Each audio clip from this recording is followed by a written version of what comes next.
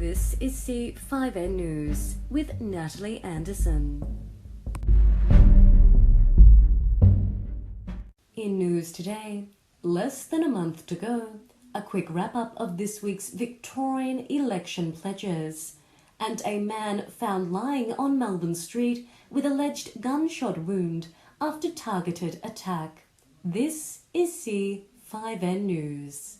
Up first, a man is reportedly refusing to answer authorities' questions after he was seen lying on a Melbourne street with an alleged gunshot wound.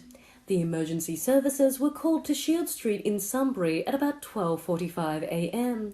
This was after the 59-year-old man was spotted lying on the ground injured. The incident appears to be targeted, and the Wyndham Vale man has not been forthcoming with information to police. Police have said in a recent statement. It is currently unknown whether the man was injured at the scene or not. And up next, a quick wrap-up of this week's Victorian election pledges. Early voting begins on November 14th, and not even the federal budget could form a run of big announcements like this. News with the Labor Party. Schools, hospitals and a team-up with Dominic Perrottet dominated Daniel Andrews' week. The Premier and his New South Wales counterpart each committed a whopping $225 million to redevelop the Albury-Wodonga Hospital. Locals have been campaigning for an entirely new hospital for a while now, and Daniel Andrews also pledged $295 to Dandenong Hospital while touring the Victorian Heart Hospital. Major construction is complete on the Clayton site, which will open to patients in February. It was promised in 2014 with a $150 million price tag. It did cost a total of $577 million. The Premier also promised billions of dollars for public, Catholic and independent schools and kindergartens too. No price was put on a new plan to remove the final 5-level crossings on the Werribee line.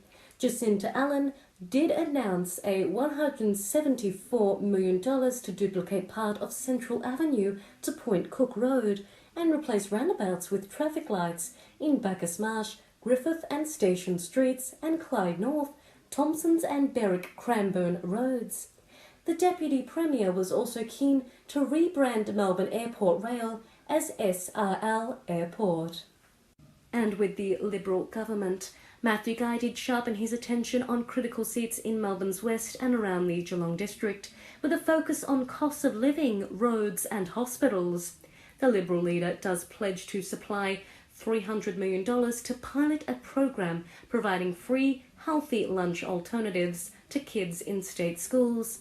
It would start in the second half of 2023 and be made available to all government schools by 2026, with an option for Catholic and independent schools to buy it at all costs. If Matthew Guy is elected, he plans to spend $1.5 billion with upgrading Melbourne roads. The Glen Ferry Road level crossing in Kooyong will also go if Guy becomes Premier. While Andrews and Perriott were teaming up, Guy announced $500 million to Barwon Health and another $60 million for a bigger car park. And $500 million was included for the same Women's and Children's Hospital project in May's 2022 and 2023 state budget. For business, the Liberal Nationals committed to a new export target, doubling the value of Victorian exports by 2035. And that's all we have time for. I'm Natalie Anderson. This is C5N News.